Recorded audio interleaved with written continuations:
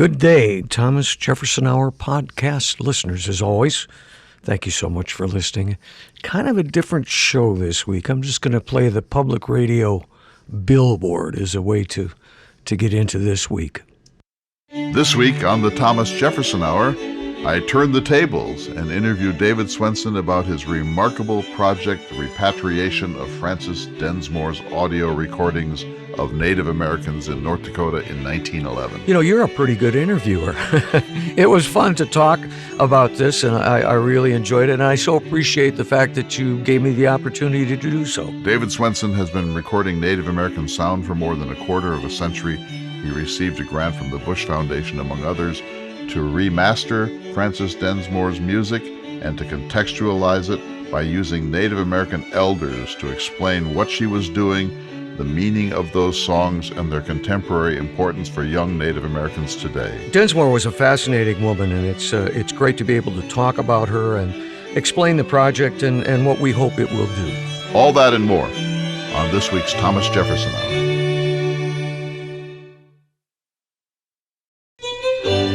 I think in any indigenous North American culture, the music is the preeminent art form.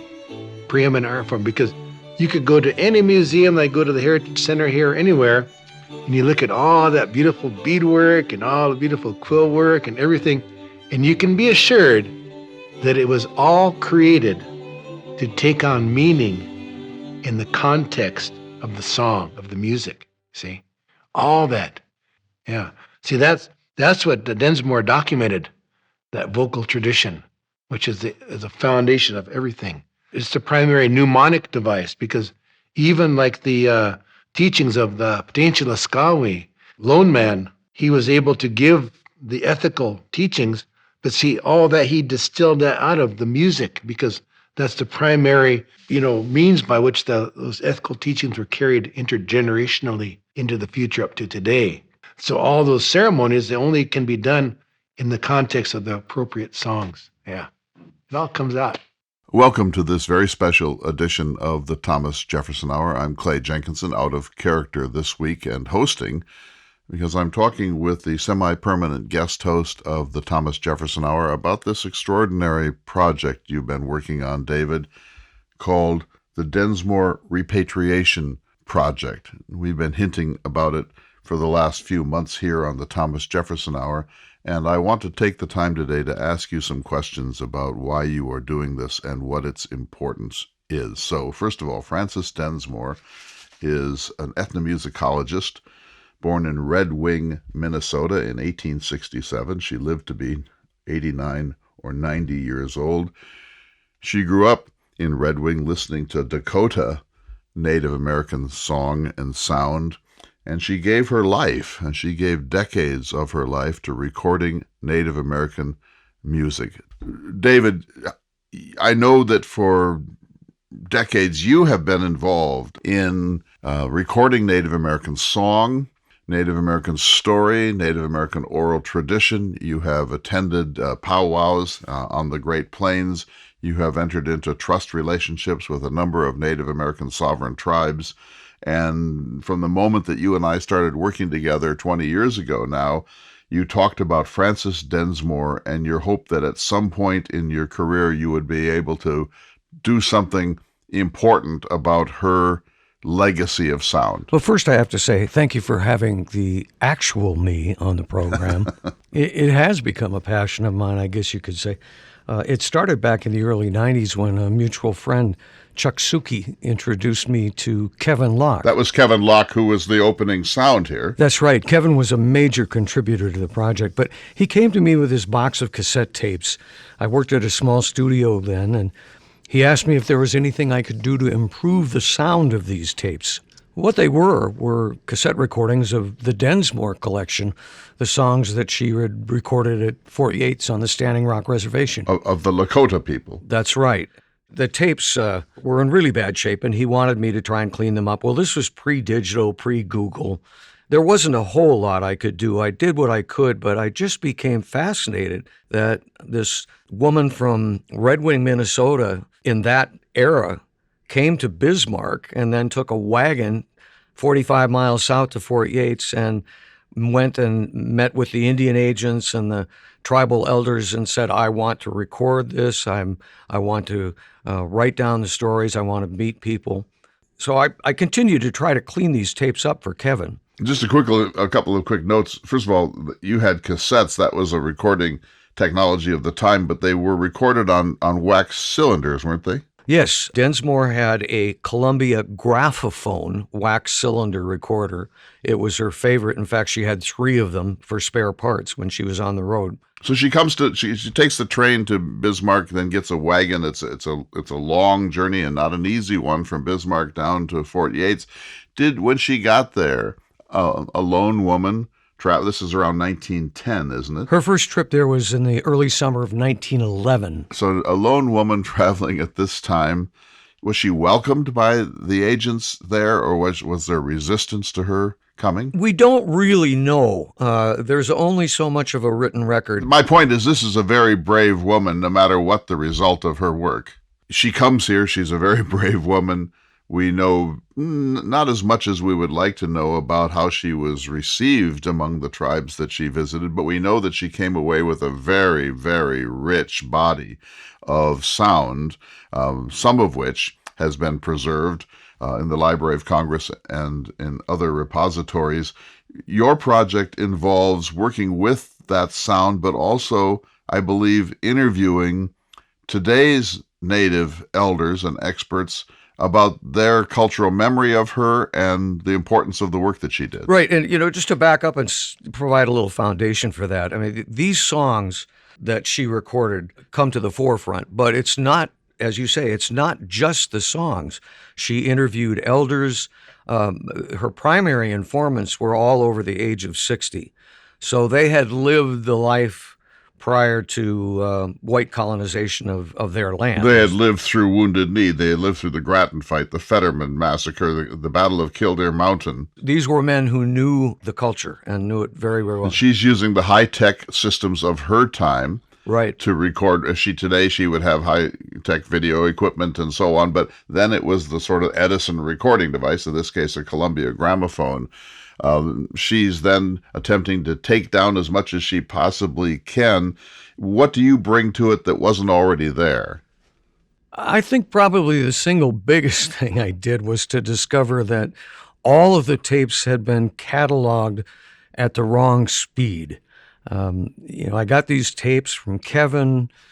I kept trying to improve them. I wouldn't give up. I'd go over there at night and listen to these tapes and try to figure out things I could do. And one night I came across a song that had women singers. There's not a lot of women singers, but there are some in the collection.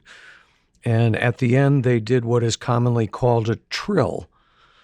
And the trill sounded like la, la, la, la, la, instead of la, la, la, la, la, la, like a normal trill. And it was like a light bulb went off in my head. These are the wrong speed. And naive me, I thought, wow, I made this great discovery. I got to get a hold of the Smithsonian and tell them, they'll be so overjoyed to find out. Well, they really weren't, because it represented a pretty major error in the cataloging system. Now, they have preserved these tapes and are responsible for them even existing, and that's their job, and they've done that well. But when I began experimenting with the tapes and speeding them up, and for those of you old enough to remember record players, it's almost the difference between a 45 and a 33. They were that much too slow, about 11, maybe 12% too slow. But I got resistance from them. But when you corrected the speed, it was like taking a blanket off this recording. You could begin to understand everything. And let me play you an example. This is what the original cassettes from Kevin sounded like.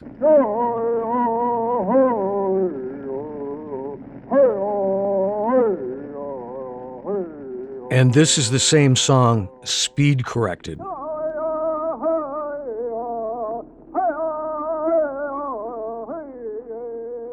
Which is a pretty dramatic difference. And then for the project itself, we went even farther and restored them to the best of our ability. And now this song would sound like this.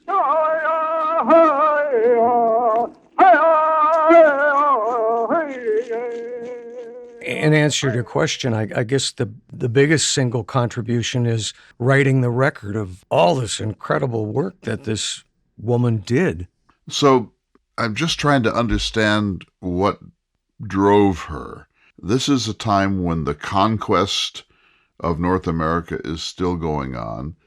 Oh, I think, you've talked about this in other conversations about that romantic feeling of the vanishing noble red man and his land. And she's out and out about that. I mean, she knew that this culture was dying out, was going away. And I think she felt like she was in a position to preserve it in a way others could not. And she did, and she was really good at it. This was what was possessing my man, Edward S. Curtis, the great photographer at the same time. He was traveling to 70 different tribes in the American West, taking these gorgeous portrait photographs of individuals and landscapes. And he also took with him a movie camera. Most of the results of that have been lost, and a gramophone and an Edison recording device. And we have a wide range of his cylinders that are at Indiana University, being beautifully curated there. So he was another one who believed in the myth of the vanishing Indian. I'm putting that in air quotes, that natives were either going to be absorbed into the larger white culture, or they would actually just disappear. Indian America would be gone, would blink out in some sense, and we'd better get down what we could, get artifacts, get sound, get photographs, get clothing, that we should collect what we could before it was too late. Yeah, it's exactly right. And there are a number of individuals who did this. And Curtis, his work is monumental. And I don't know if you mentioned, he did a lot of audio recording as well that sort of dovetails with what Densmore did. So she starts with the Ojibwe. She starts locally with the Chippewa, Ojibwe, Anishinaabe culture. Right. Then what? Then she went to southern Minnesota to try to record Dakota singers, and didn't have a lot of luck because she was so dependent on having a good translator, and she couldn't find anybody there that was up to her requirements. So she kind of bailed on that, but then she ended up coming to North Dakota, and in North Dakota she found a great translator, Robert High Eagle, who did tremendous work for her. But back to this, Curtis recorded, Densmore recorded. The problem with all of this is that, it's great and it's preserved, but it's not disseminated. And I found a quote by Densmore in which she stated, "Research work is only worthwhile when its results are transmitted to others." And if there's a inspiration for me in working on this project for so long, that's it. This is one of the most important conversations in the Thomas Jefferson Hour's history, and I'm delighted to be able to interview my friend David Swenson. I have unlimited respect for what you have done in your career and what you're doing as a kind of a great capstone, an early capstone project, the Densmore Repatriation Project. We need to take a short break. When we come back, I want to talk further about repatriation, transmission, and dissemination. You're listening to the Thomas Jefferson Hour. Welcome back to this special edition of the Thomas Jefferson Hour. I'm Clay Jenkinson, and I remember when I first came back to North Dakota about 18 years ago, you played for me some music involving the Hidatsa Mandan world, and you told me about what we have inherited by way of the Library of Congress recordings and so on, and how you had gone in and realized that they were not being disseminated at the right speed. And I should tell our listeners that these machines were hand cranked. There was no electricity at the time, so it would crank up this machine so that the cylinder would spin, and it had a huge cone, and the cone was the microphone, and it brought this in, and then a needle inscribed these waves onto this wax cylinder, and that was the technology. It was actually a pretty interesting and good technology for its time, but it all depends upon the play speed, doesn't it? Yes, it does. And that was so important to Densmore, and she writes about it. But if I go back in the conversation, Kevin Locke, we talked about earlier, brought in these cassettes, and they sounded awful, and I couldn't figure out how to fix them. And I was just kind of obsessive about it and kept coming back to them. And you heard in that first segment demonstration what a dramatic difference it makes.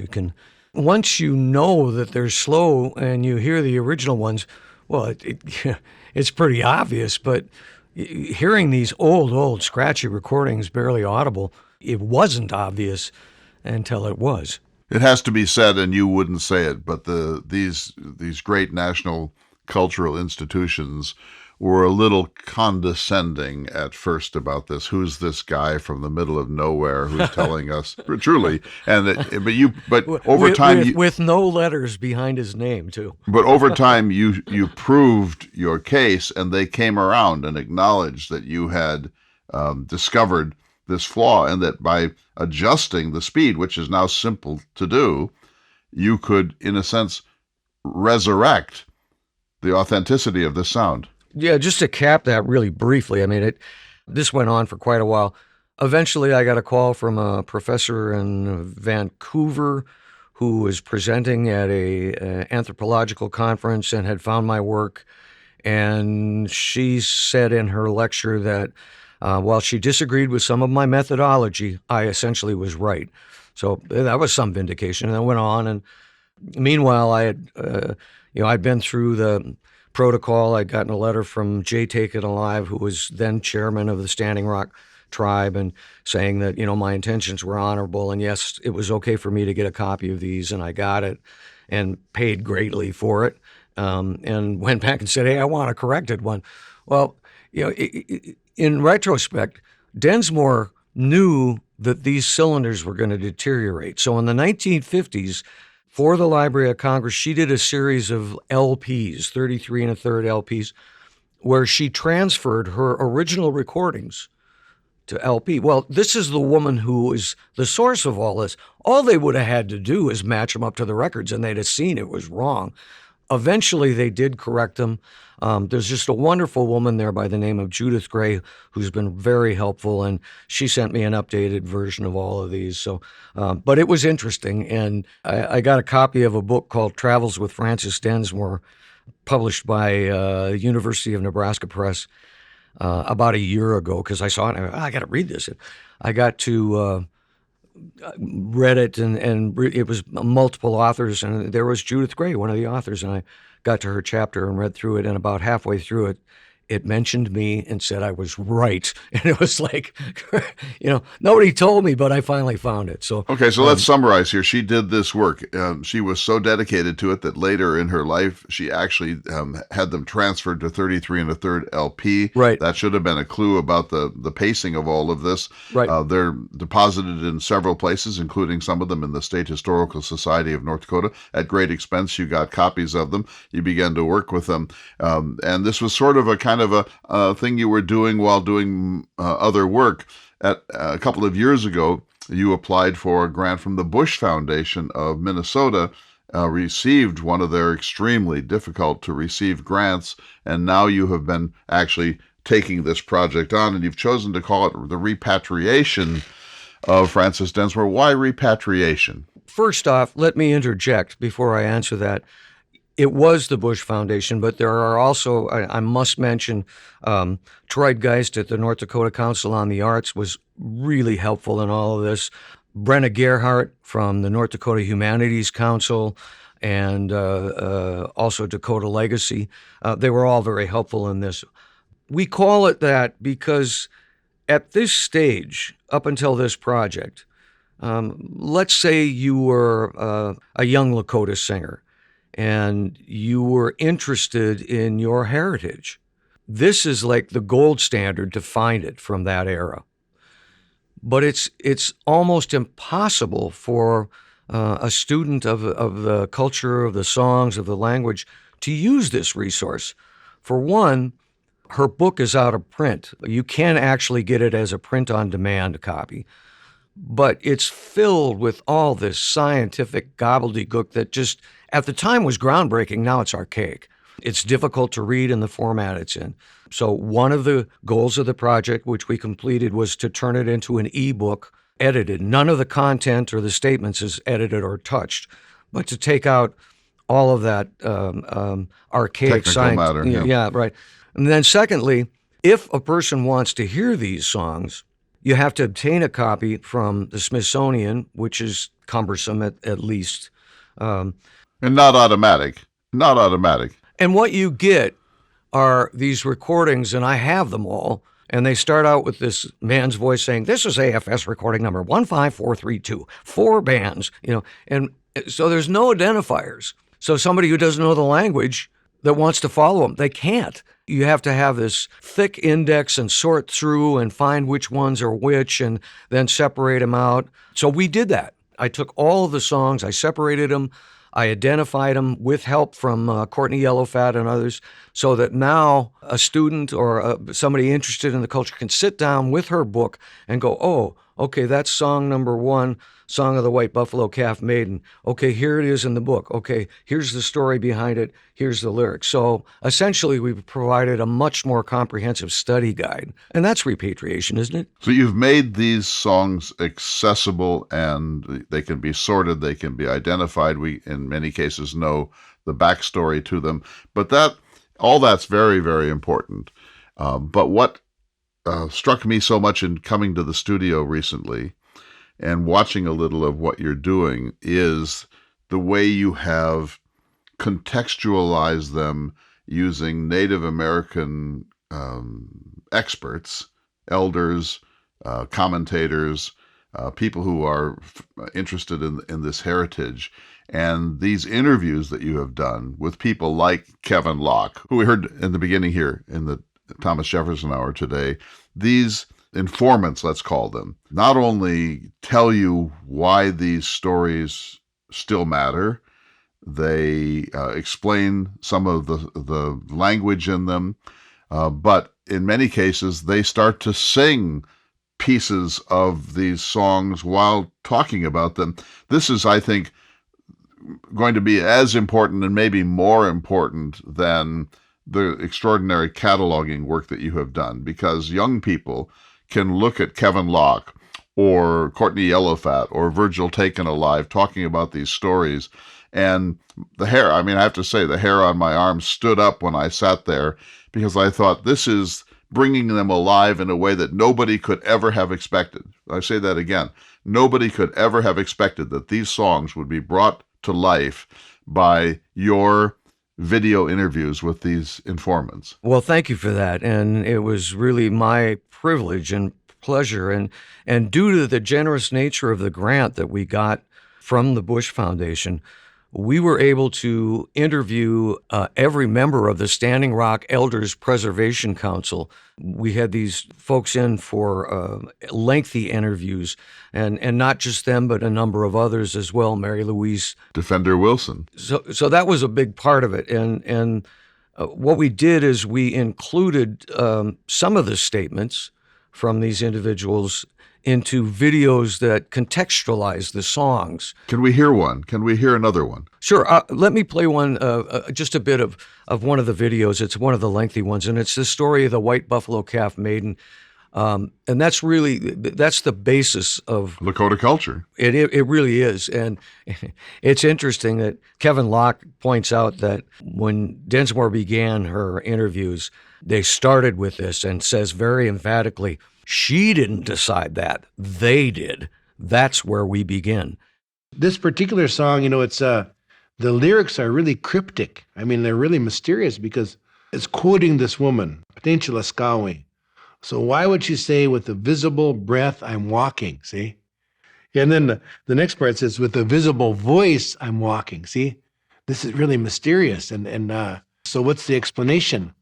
And the only explanation I can really get from it, is that she actually, through her songs and through her teachings, these ethical teachings that she conveyed verbally to the people during the time when she was present, possibly one interpretation of these lyrics would be that it's that holiness that she breathed into the world. It's the holiness that she infused into the world to breathe life, to revitalize, to infuse spirit into the, maybe you could say like the dormant or latent potentialities or capacities of the collective human spirit. She came to bring that. Does that make sense?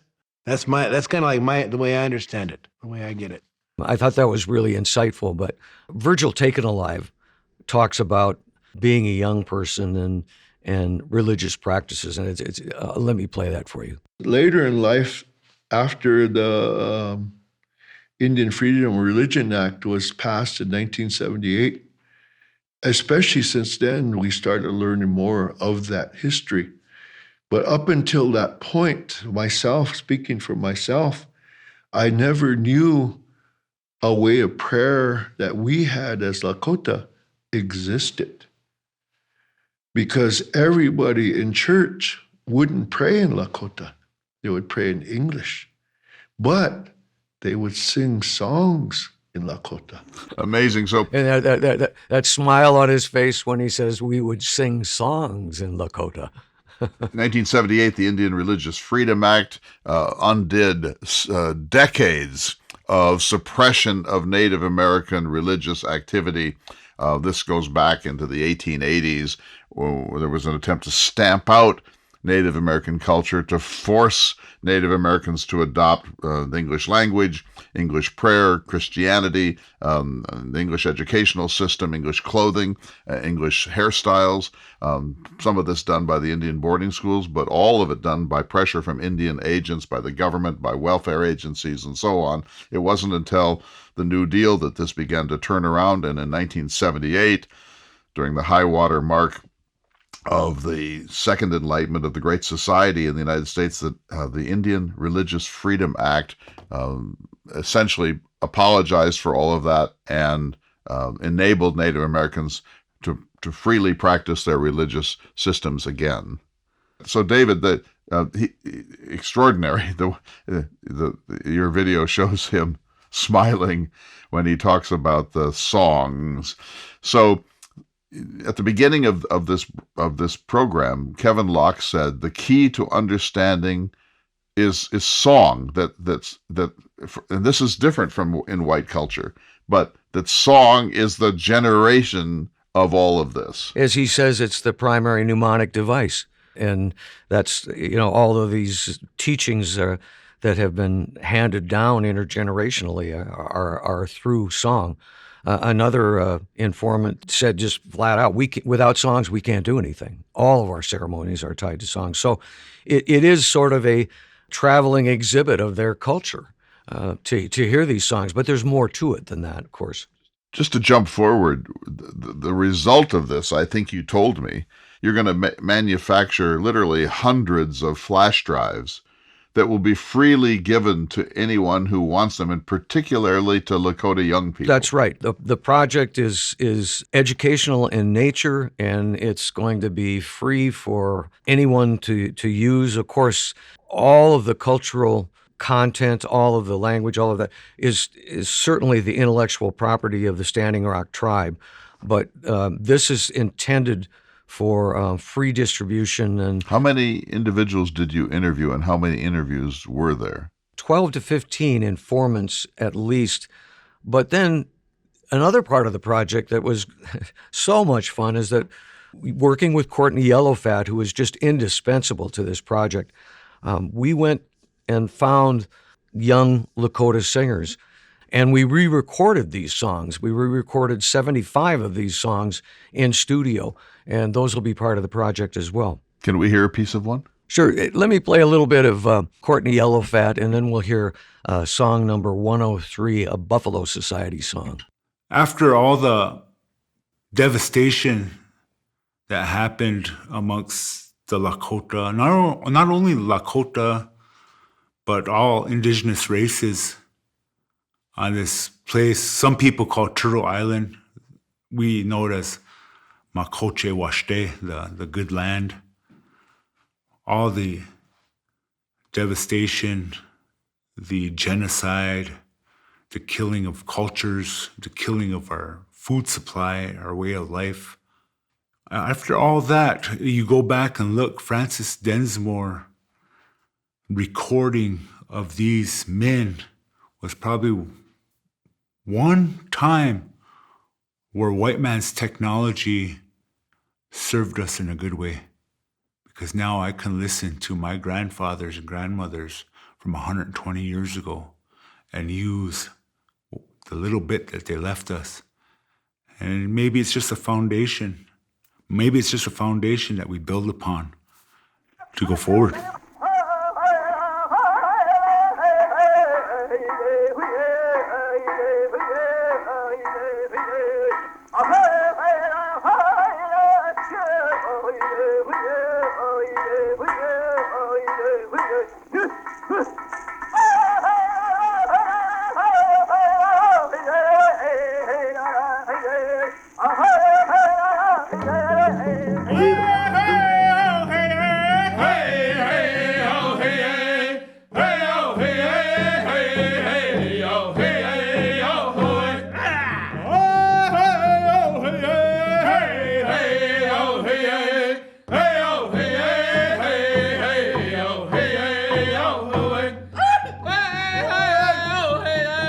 So what you've just heard is the original recording of Song 103, a Buffalo Society song sung by Shooter, who is one of my favorite singers on the Densmore collection. She wouldn't allow them to play drums because she was afraid it would overload her recording equipment, and she was probably right. So she'd give them wooden boxes and a stick to play along, but this guy, Shooter, who is just like over the top on everything, he played a frying pan, and you can hear it. And then the contemporary version was sung by Courtney Yellowfat, the Little Owl Brothers, Spencer and Kendall, and John Eagleshield Jr., who is a direct descendant of the Eagleshield that sang for Densmore. How do they know that song? Is that a song they just knew, or did they have to learn that? Well, that's interesting. You know, some of these songs that are in Densmore's book still exist.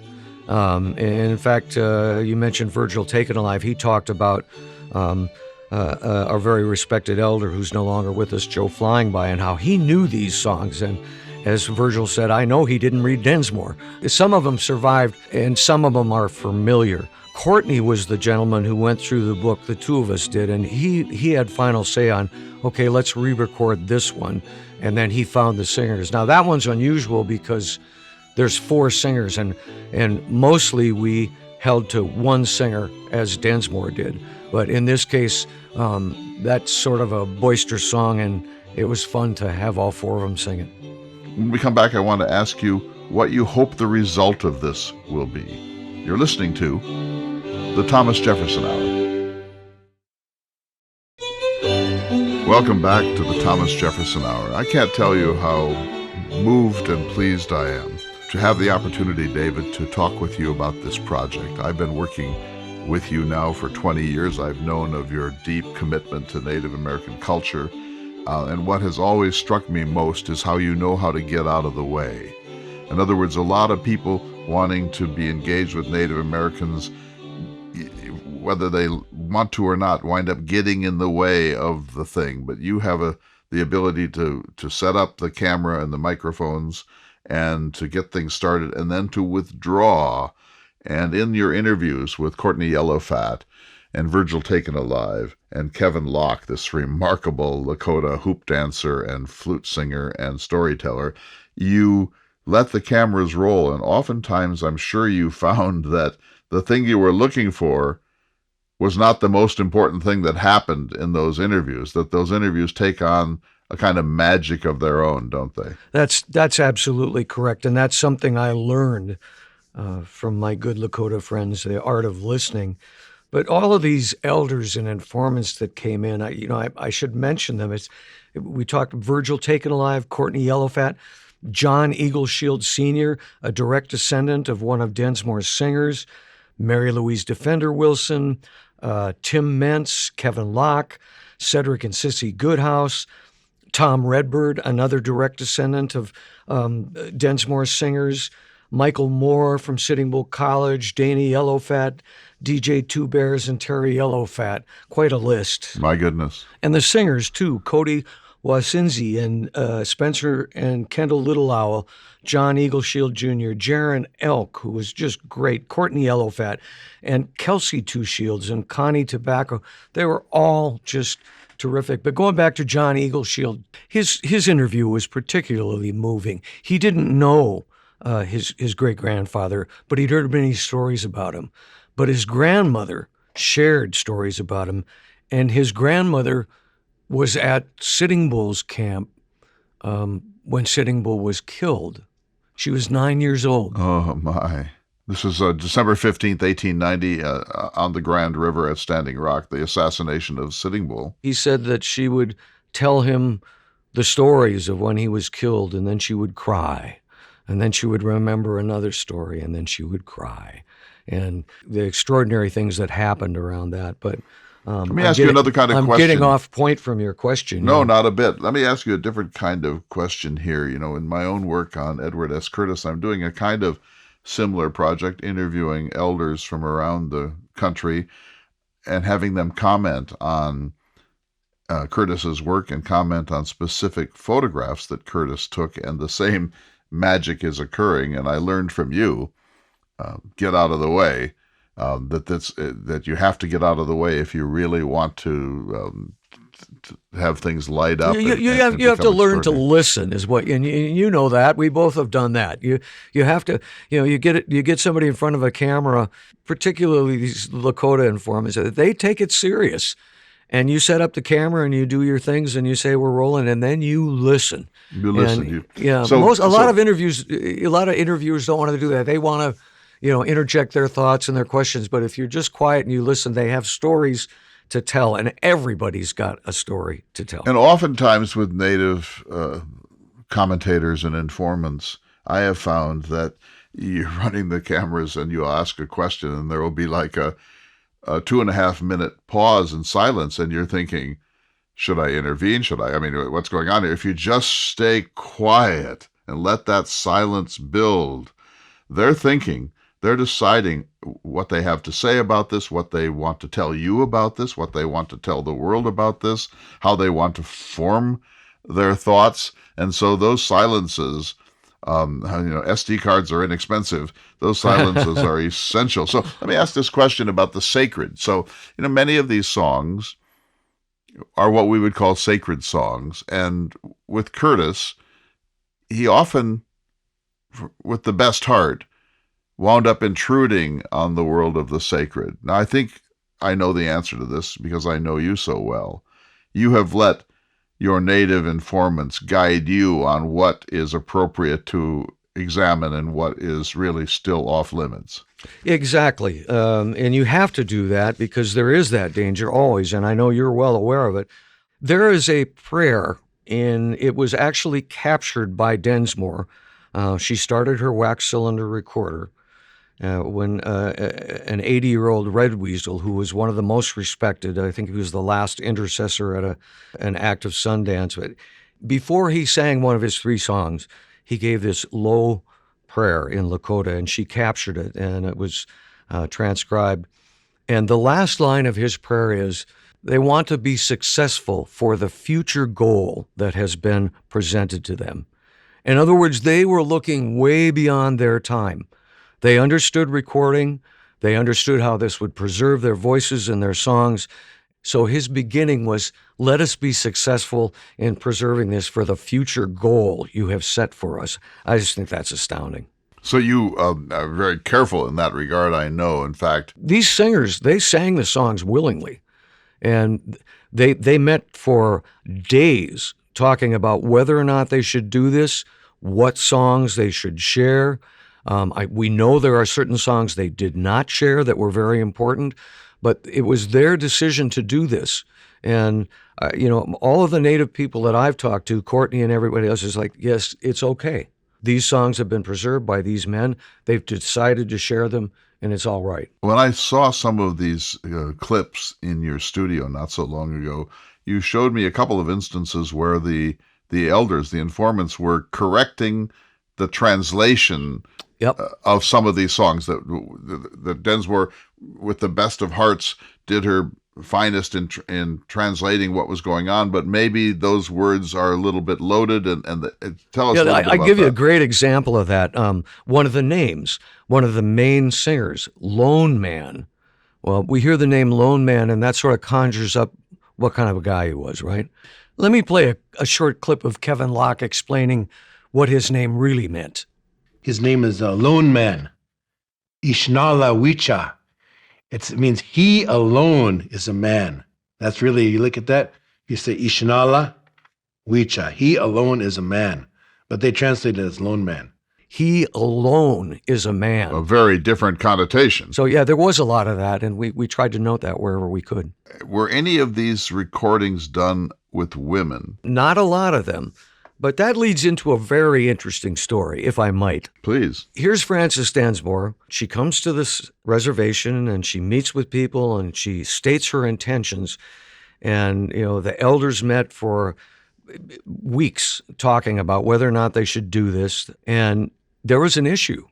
And that issue is that they were going to sing these songs for a woman.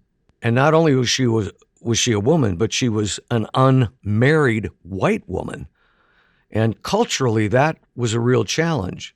So as Courtney and I went through the book and through the stuff, he got to the end of it and he said, there's all these honor songs for somebody named Two White Buffalo. And I'm trying to figure out who that was. Well, and I reveal this in one of the videos, that Two White Buffalo was Frances Densmore. She was given that name. It was more than that. Red Fox, who was very respected, a great singer, decided in 1911 that he would adopt her. And he had the right to do this culturally because he'd lost a daughter years earlier whose name was Two White Buffalo. So he announced his intentions at a council meeting that he was going to adopt her, and it was agreed to. And in 1912, Densmore came back, went to Bullhead, South Dakota. There was a huge gathering there, thousands of people, and it became formal. She was now the daughter of Red Fox. And she wrote about that, and she was not above exploiting her position. She said, they will hold nothing back from me now because of my position. Because she'd been formally adopted by a prominent Lakota man. Right, and her translator, Robert High Eagle, took the time to inform her culturally what that meant, what she was expected to do. And this went on for years. She would send gifts at Christmas time to the family, and they would make quill work and give it to her. And in fact, I believe it was Red Fox that gave her a horse when she came. It's just an extraordinary story, don't you think? It's an amazing story. And this points to something that I've discovered in this Curtis project that I'm doing, inspired in part by you, David, is that I look at a Curtis photograph and I think, oh, how interesting. If I ask Gerard Baker, the distinguished Hidatsa elder, to look at that same photograph, he'll notice things that I would never, under any circumstance, have noticed and say, this signifies that this occurred after the buffalo were gone, or a woman had to make 4 bull boats before she could keep one for herself. But he's adding all of this magnificent detail, noticing things that nobody could notice if you weren't part of that culture. And I know you've done that. You've been able to see that through the eyes of your native informants. But first of all, is there a song featuring a woman that you can play for us? Yes, one of my favorites, song 227, titled "Whenever the Tribe Assembles." I'll play a little bit of the original recording and then a bit of the contemporary recording. The original recording was sung by Silent Woman, and the contemporary recording is sung by Connie Tobacco. This, incidentally, is an honoring song for Densmore, Two White Buffalo. And the lyrics say, "Whenever the tribe assembles, my horses they receive. Two white buffalo said this."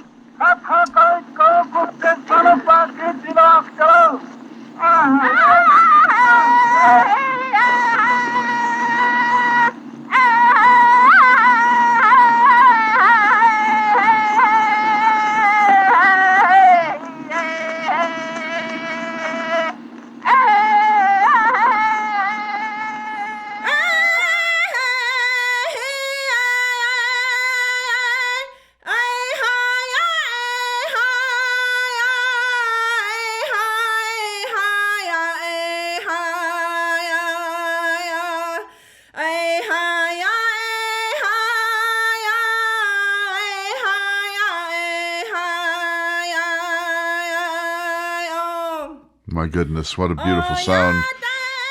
So a couple more questions. We're going to run out of time here. You're listening to a very special edition of the Thomas Jefferson Hour in our larger series, Listening to America. My interview with David Swenson, the project director of this extraordinary initiative to repatriate the sounds that Francis Densmore recorded here in North Dakota at the Standing Rock Indian Reservation in 1911. David, one of the things that people may not know about Native Americans if they haven't spent much time around them is their exquisite sense of humor. Yeah, that's a fact. You haven't heard somebody really laugh until you've heard a Lakota woman laugh at a good joke. And your video interviews have humor in them. They do. Just watching Kevin Locke talk to you cheers one up about life, because his good humor and his humor are so infectious. They are. So the phone has been ringing. People have been calling you, I know, and saying, do you want to continue to do more of this? Would you like some more money?